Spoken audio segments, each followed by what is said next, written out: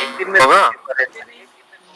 Sir, Google form पे होगा paper. पे होगा बिल्कुल, जैसे अटेंडेंस लगती है ऐसे ही होगा। न्यूमेरिकल तो होंगे समझ ही गया? इसमें।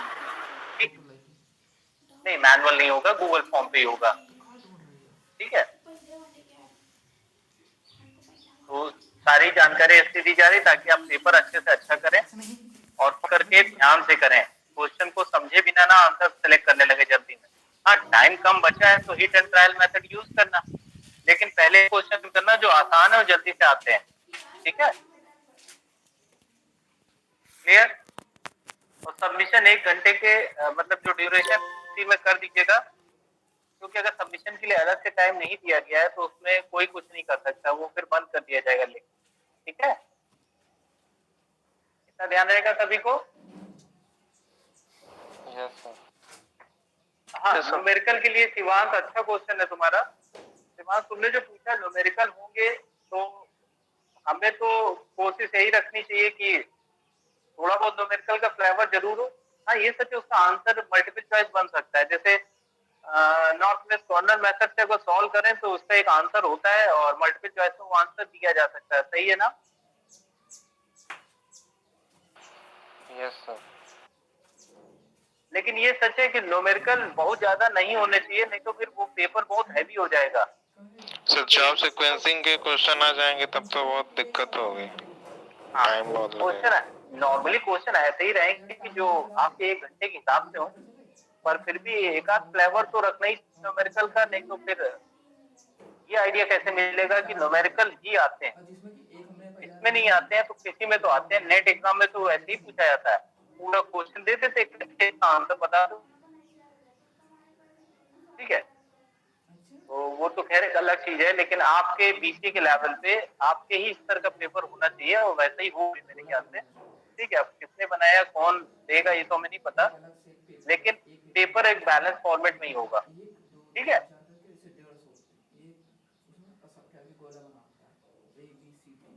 और कुछ डाउट या कुछ पूछना है? अटेंडेंस जरूर भर दीजिएगा, ध्यान से भूलिएगा नहीं।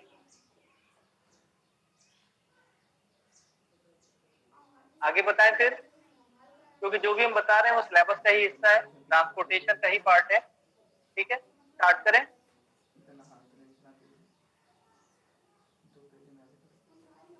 ये देखिए क्लास, इसको ध्यान से देखिए, ये बहुत कुछ टॉपिक बताता है। तो जूम करके देखिए, ये क्या है, व्हाट इज दिस?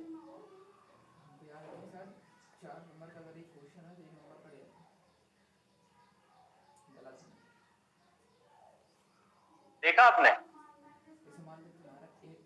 बताइए क्या है ये? सही सॉल्व ट्रांसपोर्टेशन में प्रॉब्लम को सॉल्व करने के मेथड्स है। बिल्कुल सही, ये बेसिक चीज का सोल्यूशन निकालने के 5 तरीके हैं। सही है ना? हाँ, बीएफएस के ये 5 हुआ है, 5 तरीके, ठीक है ना? अच्छा ये बताओ, पांचों के आंसर सेम है? नहीं सर। No sir. अगर पांचों के सेम नहीं है तो किसी का आंसर, मान लो ये खर्चा है तुम्हारा, तो तुम खर्चा ज्यादा करना चाहोगे कि कम? कम सर। तो उस हिसाब से सबसे बढ़िया मेथड यहाँ पे कौन सा बैठ रहा है? Sir Google. वोगेल। इसका ये मतलब मेथड कोई भी हो सकता है, अभी वोगेल सबसे बढ़िया है। अगर रो मिनिमा से 50 आता तो वो सबसे बढ़िया था। सही है ना? Yes sir. Yes sir. तो उस हिसाब से अगर देखा जाए तो ये कैसे पता लगेगा कि सबसे कम आंसर कितना है, और किसी मेथड से निकला हुआ आंसर भी तो सबसे कम ही हो सकता है। तो इसकी जांच कैसे करें? इसी को बोलते हैं ऑप्टिमल सॉल्यूशन और ऑप्टिमलिटी टेस्ट। ऑप्टिमल सॉल्यूशन सबसे कम आंसर होता है, ऑप्टिमलिटी टेस्ट सबसे कम आंसर पाने का रास्ता। ठीक है, इसके लिए मोदी मेथड का यूज करते हैं, MODI, Modi Modi method. Notes आपके पास सारे पहुंच चुके हैं, उसमें मोदी मेथड लिखा हुआ है, क्लियर एकदम। ठीक है, मोदी मेथड कैसे काम करता है वो आपको बताते हैं, क्योंकि जो लाइनों में लिखा वही हम आपको शब्दों में और न्यूमेरिकल्स में करके दिखा रहे हैं। तो आइए देखिए मोदी मेथड कैसे अप्लाई होता है। इसको अप्लाई करने के लिए हमें जाना पड़ता है ऑप्टिमल सॉल्यूशन के लिए। ये हमारा टॉपिक है। क्या चाहिए हमको?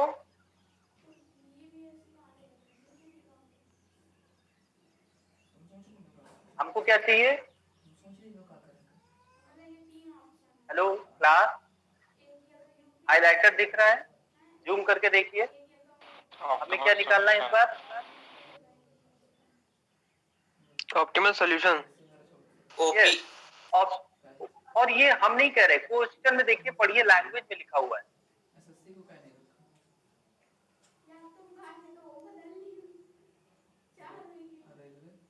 दिखाई दिया? Yes sir. ये 12 नंबर का है क्वेश्चन। इसमें बाकी सब कुछ पहले ही जैसा है, कहीं कुछ अलग नहीं है। देखिए, ऑप्टिमल सॉल्यूशन का मतलब होता है बेस्ट सॉल्यूशन। इस मैट्रिक्स का बेस्ट सॉल्यूशन पता करना है। कैसे पता करोगे, बता सकते हो?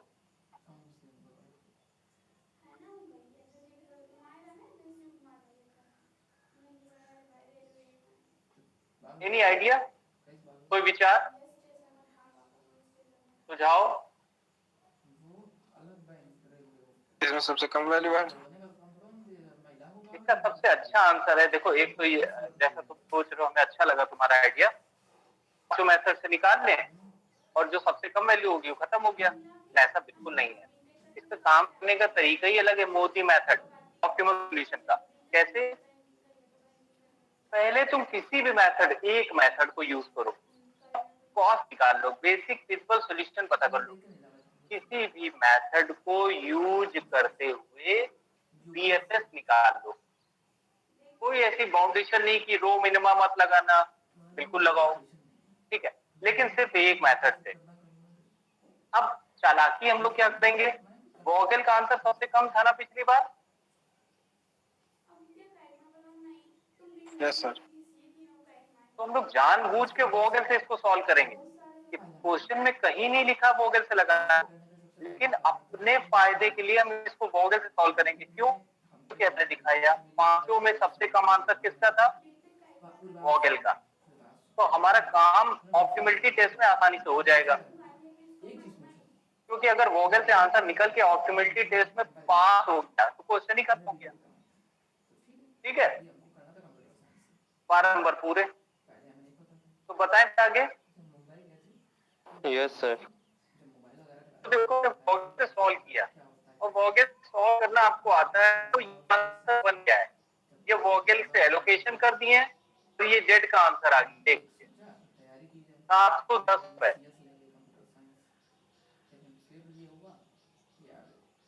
देखा आपने? Yes sir. अब अगर 710 रुपए आंसर आ गया तो प्रश्न ये होता है कि क्या सबसे कम खर्चा है, मिनिमम कॉस्ट है? इसके लिए हमें मोदी मेथड से टेस्ट करना पड़ेगा। अगर ये टेस्ट में पास हो गया तो इसको हम कहेंगे ये से कम आंसर। इतना क्लियर है? तो टेस्ट शुरू करें। टेस्ट के लिए optimality test using MODI's method, yes sir. नीचे लिखा भी है। ऑप्टिमलिटी टेस्ट के लिए हमें आवश्यक सामग्री में हमें चाहिए 3 मैट्रिक्स।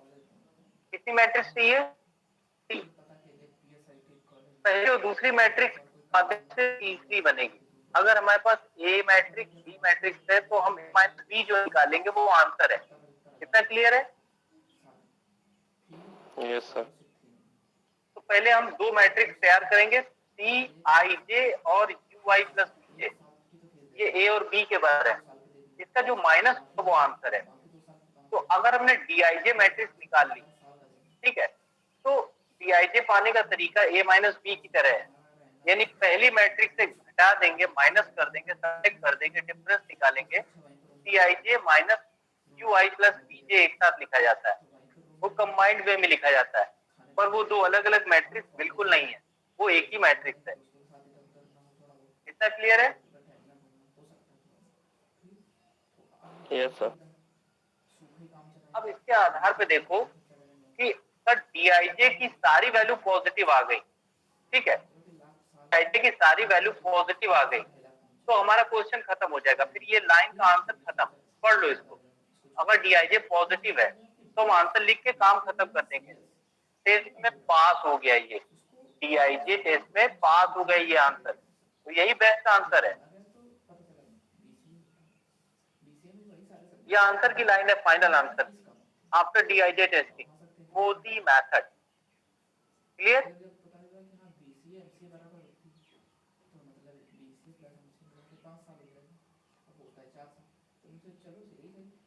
आगे देखें फिर। Yes sir. अब सबसे पहले हम CIJ मैट्रिक्स बनाएं। CIJ मैट्रिक्स मैं बताऊंगा नहीं, सिर्फ दिखाऊंगा, आप बताइएगा कैसे बनी। ये देखिए CIJ मैट्रिक्स, ध्यान से देखिएगा और इसको ध्यान से देखिएगा और दोनों से आप आइडिया लगाइएगा कैसे बनी। सो जहाँ एलोकेशन था वहाँ पे स्टार कर दिया गया। बिल्कुल सही। जहाँ एलोकेशन था वहां पे कुछ नहीं किया, ऐसे बोलिए, कुछ भी नहीं था, वहां कुछ करना ही नहीं है। जहाँ एलोकेशन नहीं है वो सारे लिख दिए। इतना क्लियर है? Yes sir. अगर सबको क्लियर है तो आगे बताएं। फिर कुछ पूछना तो नहीं किसी को?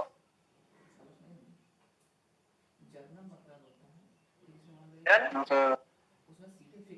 कोई डाउट तो नहीं है? मुझे तो मोबाइल पे बिल्कुल साफ साफ दिखाई दे रहा, समझ में भी आ रहा है, लेकिन आप भी अपने हिसाब से देखिए। अगर आपको डाउट है तो बताइए। CIJ को बनाने के लिए ओरिजिनल मैट्रिक्स ही ली है, एलोकेटेड वाली, उसी से बनाई वोगेल के बाद। ठीक है, मतलब हमको सिर्फ CIJ दिखाना था, लेकिन हमने आपकी हेल्प के लिए ओरिजिनल मैट्रिक्स रख दिए सामने बगल में। आगे बताएं। Yes sir. अगर आगे देखिए तो UI प्लस VJ को देखिए, ये कैसे आई ये तो हम नहीं बताएंगे अभी, पर ये मैट्रिक्स दिखाई दे रही है आपको? Yes sir.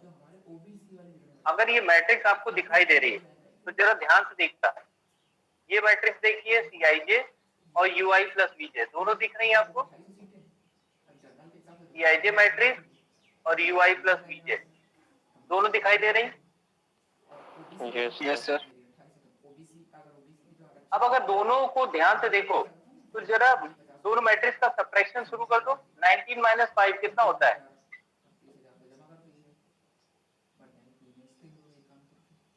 14। ये देखिए, आंसर देखिएगा जरा, आगे देखिए, फिर कितना होगा?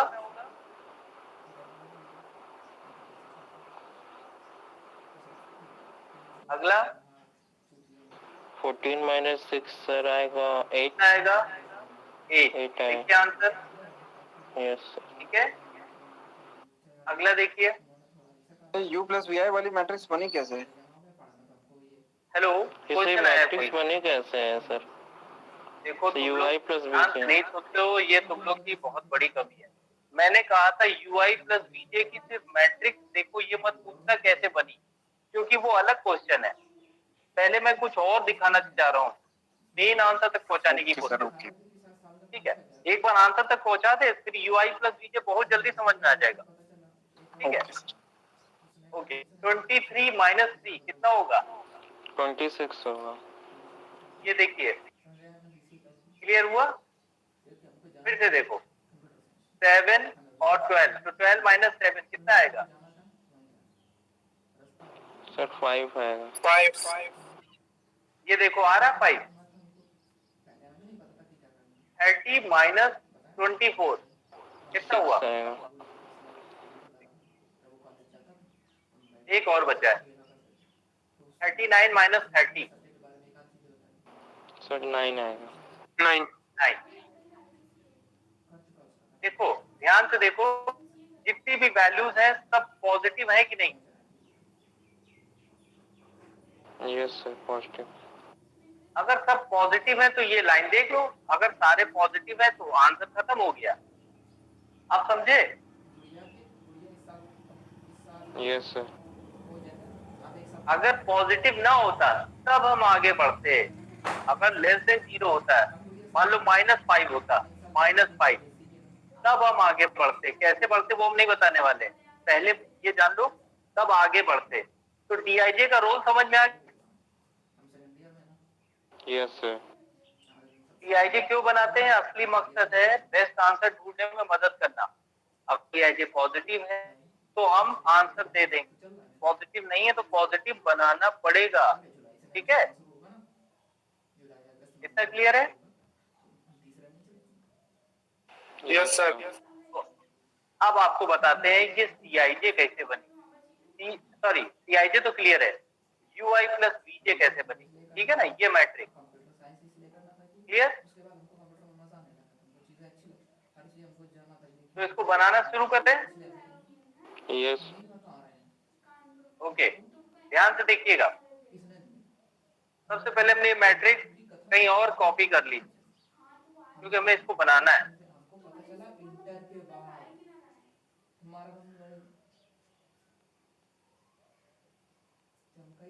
और क्वेश्चन की मैट्रिक्स भी कॉपी कर लो क्योंकि इसकी जरूरत पड़ेगी।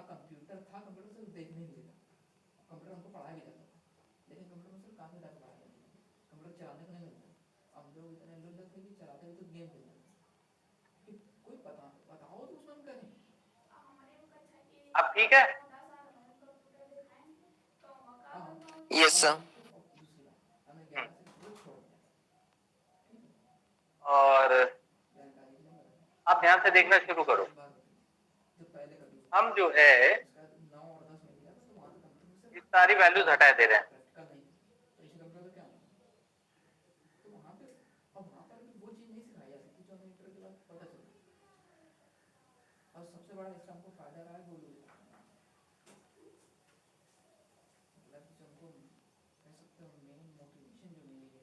इसकी शुरुआत यहाँ से होती, देखा आपने, सब हटा दिया। इसमें सबसे पहला काम क्या करते हैं, हम किसी एक वेरिएबल को जीरो मानते हैं। यूआई ये लिखा है, बीजे ये लिखा है, दिखाई दे रहा है? कुल कितने वेरिएबल है आपके पास? 7। कितने से जीरो मान लीजिए। किसको जीरो मानेंगे और क्यों मानेंगे?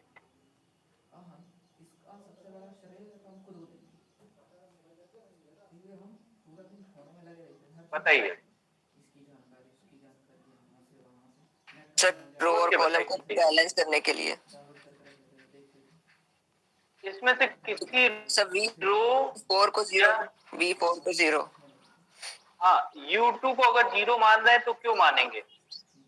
सबसे ज्यादा एलोकेशन है सर मैट्रिसेस को बैलेंस करने के लिए। एलोकेशन सबसे ज्यादा है उसमें। सही। ओके,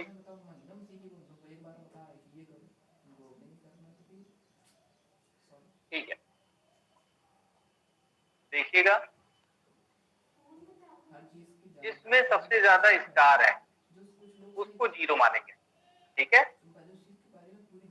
तो हमने इसको जीरो मान लिया। इससे हमें क्या फायदा मिलेगा देखना। V1, V2 और V4 को देखो जरा, यहाँ पर आ जाओ। U2 में V1 की वैल्यू कितनी है? 15। कितना लिखा? 15। तो फॉर्मूला लगेगा, ये फॉर्मूला लगेगा, दिखा देते हैं आपको। U21 बराबर U2 प्लस V1, ये है फॉर्मूला। हर सेल एड्रेस के लिए यही फॉर्मूला यूज होगा। तो सेकेंड रो फर्स्ट कॉलम में U21, तो U21 बराबर होगा second row plus first column की वैल्यू। ठीक है, और U2 को आपने कितना मान रखा है? 0। V1 आपको पता नहीं है, लेकिन U21 आपको पता है। U21 आपने मैट्रिक्स से देखा तो कितना था? 15। 15 को आपने यहाँ पे लिख दिया और आपने ये एक्सप्रेशन बना दिया। इसको देख लीजिए दोनों को, फिर हम आगे बताएं।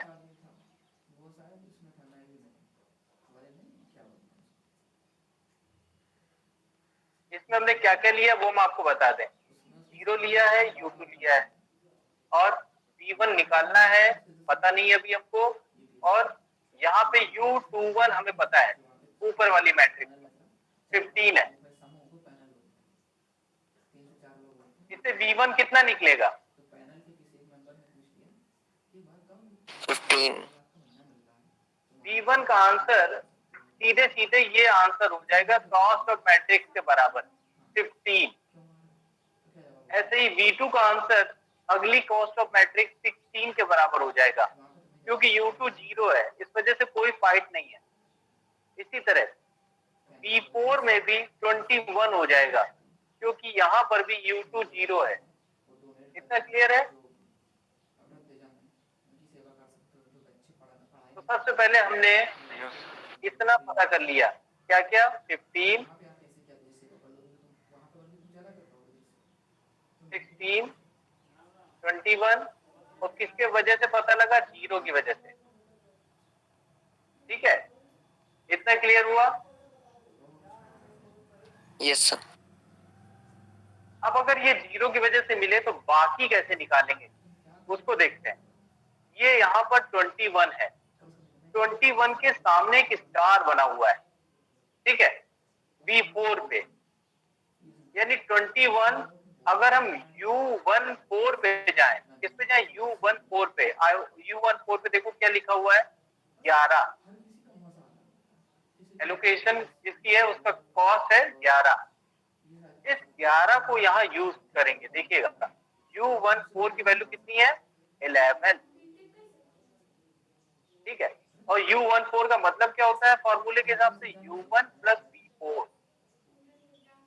और U1 की वैल्यू हमको पता करनी है, V4 हमें पता है। कितना है V4? 21। V4 की वैल्यू मेरे पास 21 है और सॉरी सेल वैल्यू यहाँ पर 11 है। 11 में से 21 गए, ठीक है, 11 माइनस 21 तो कितना आएगा?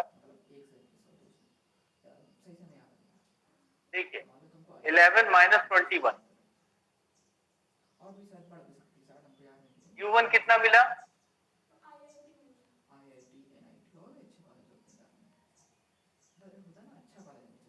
एक बार फिर से देख लीजिए, U14 पता करना है, ठीक है, तो हमें इससे U1 पता लग जाएगा। U1 के लिए V4 की वैल्यू पता है और U14 दो पता है हमको, दोनों की वैल्यू रख दी, U14 और V1 दोनों आंसर रख दिए, सब्ट्रैक्ट कर दिया और हमें एक आंसर मिल गया। कितना मिला हमको? -10। बताइए, -10। इसको हमने यहाँ दिया -10, ठीक है, इस स्टार की वजह से मिला। और V1 की वैल्यू पता थी हमको, V4 की। अब ये बचा है, ये कैसे निकालेंगे? देखिएगा, हमें इसका आंसर, एक मिनट, ये देखिए, ये स्टार है और ये हमको पता है, दो चीजें पता है, ठीक है, इन दो चीजों की वजह से तीसरी निकल आएगी। स्टार की जगह पे वैल्यू कितनी रखोगे? 25। 25 माइनस 16 कितना हो जाएगा?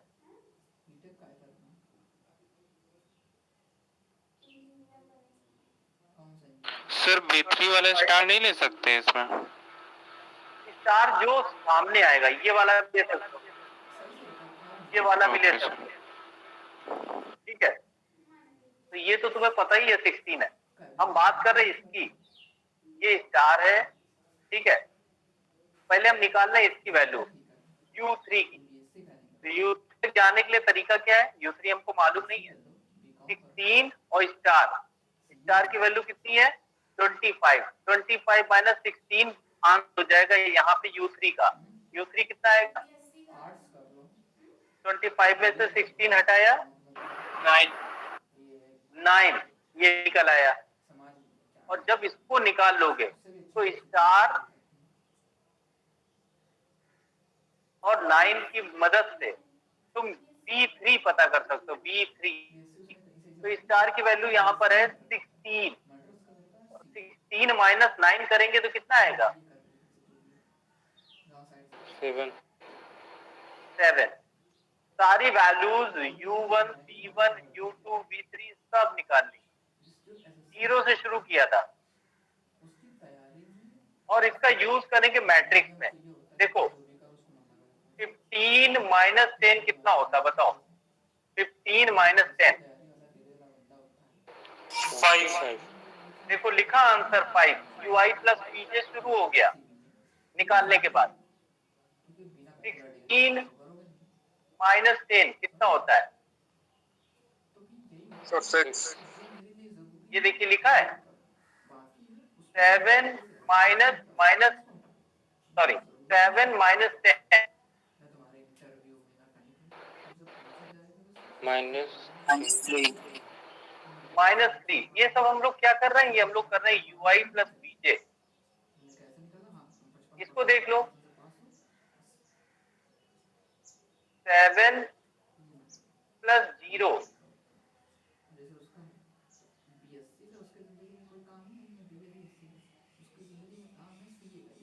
7 प्लस 0 7 कितना हो जाएगा? 7 7 लिखा हुआ है। अब इसको देखो 21 प्लस 9 30 कितना हो जाएगा? 30 ये देखो 30 लिखा हुआ है। इसी तरह इसको देख लो 15 प्लस 9 24 24। पूरी मैट्रिक्स तैयार हो गई किसकी? ui प्लस बीजे की। इसके बाद का काम हमने आपको बता ही दिया। मेन हमें यहां तक आने के लिए ध्यान दीजिएगा, हमें यहां तक आने के लिए इसकी जरूरत पड़ेगी, इसके बिना हो नहीं पाएगा। और जब ये बन जाएंगे तब ये मैट्रिक्स तैयार होती है, इसके पहले नहीं बनेगी। पहले इसको बनाएंगे ui प्लस बीजे को, ठीक है। जब ये बन जाएगा तब मैट्रिक्स बनाएंगे जोड़ जोड़ के। प्लस माइनस से फर्क नहीं पड़ेगा, जोड़ना पड़ेगा। और अगर जोड़ने के बाद डिफरेंस निकालेंगे, अगर डिफरेंस जो है सारा पॉजिटिव आया तो क्वेश्चन खत्म हो गया, ठीक है। इतना क्लियर है? Yes sir. मतलब वो सोल्यूशन ऑप्टिमल हो गया। लेकिन अगर कहीं माइनस हो जाता, मतलब 5 है, 5 की जगह -5 होता, तो फिर उसको हम सही करते हैं, रिपेयरिंग। और रिपेयरिंग के लिए लूपिंग का सहारा लेते। किसका सहारा लेते? लूपिंग का। और negative value create the loop. अब वो कैसे करते हैं वो हम लोग पेपर के बाद डिस्कस करेंगे, पर लूपिंग के बिना हो नहीं पाएगा, ठीक है।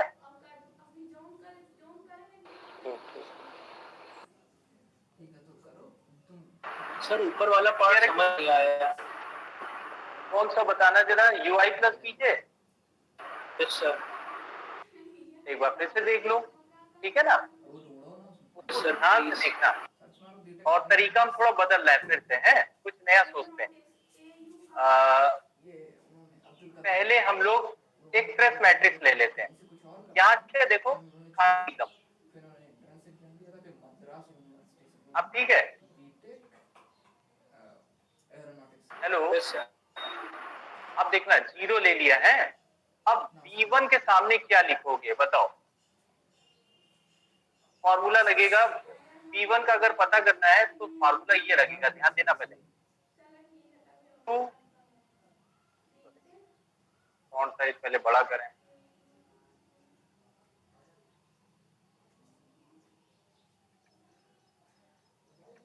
हाँ देखना, u कितना था? 2 था ना। 2 1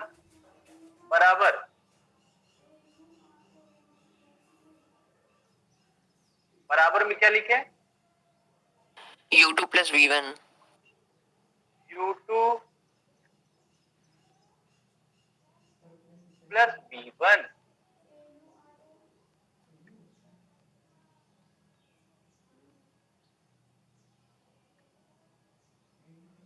देखा आपने? ये फॉर्मूला है, हर सेल के लिए लिखा जाएगा, ठीक है। अब सबकी वैल्यू रख दो। u21 की वैल्यू यहां से ली जाएगी। दूसरी रो पहले कॉलम में कॉस्ट कितनी है? 15 एलोकेटेड वैल्यू, ठीक है। तो 15 की जगह पे यहाँ पे लिखो 15 u21 की जगह बराबर U2 की वैल्यू कितनी है 0, आप ही ने मानी, प्लस V1 पता नहीं है अभी हमको, ठीक है, V1 हम लोग निकाल रहे हैं। तो आप बताओ इससे V1 कितना आएगा? 15। V1 15 आएगा, बिल्कुल सही आंसर है, बहुत अच्छा जवाब दिया।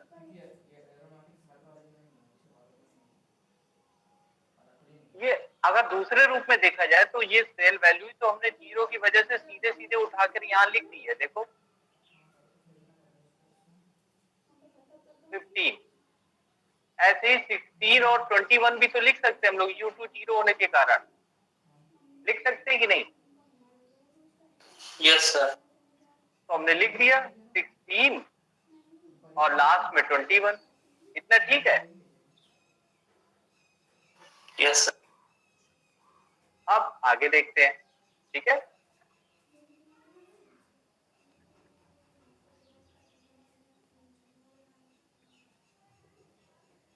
आगे देखिएगा, अब हम लोग क्या करेंगे, स्टार का हेल्प लेंगे। 21 वाले स्टार को अगर यहाँ पे लें तो हम U1 निकाल सकते हैं कि नहीं?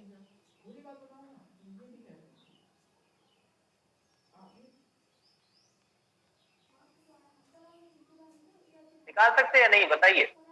Yes sir. तो इसकी सेल एड्रेस वैल्यू कितनी है? फॉर्मूला तो यही लगेगा इसी तरह का, इसमें लिखा है 11 कॉस्ट, तो 11 में से अगर 21 को घटाएंगे तो कितना आएगा? माइनस का 10। बस सीधे लिख दो, उससे ज्यादा बुरा भाग क्यों करना है। ऐसे ही ये निकल आया। अब इस स्टार की